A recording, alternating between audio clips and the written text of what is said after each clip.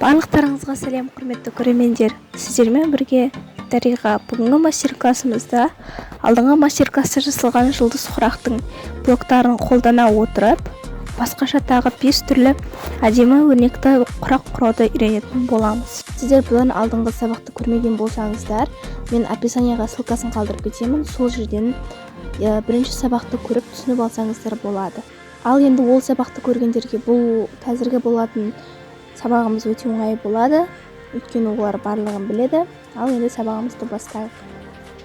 Бұл жерде мен көргендеріңіздей алдыңғы сабағымызда екі үшбұрышты қосқан едім, төртбұрышты шығару үшін. Мен бұл жерде енді уақытты жоғалтып тігіп қосып алып отпай, тура осылай етіп кәдімгідей қолмен құрастыра салып отырмын. Ал егер сіздер прямой бірінші сабақтағыдай тігем десеңіздер, кәдімгідей мынау екі төбеде тұрған, яғни барлық осы үшбұрыштан тура осылай төртбұрыш құрап алуларыңыз керек.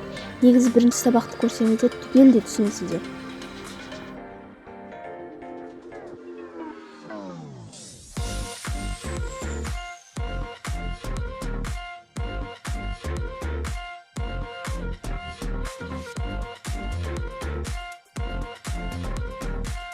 Бұл жердегі блоктарымыздың өлшемі 12-12. Бірінші сабақтағыдай көргендеріңіздей 12-12, 8 дана ақтан, 8 дана қарадан дегенмін. Мінекей 8 данадан осынша 5-6 түрлі өрнек шығаруға болады.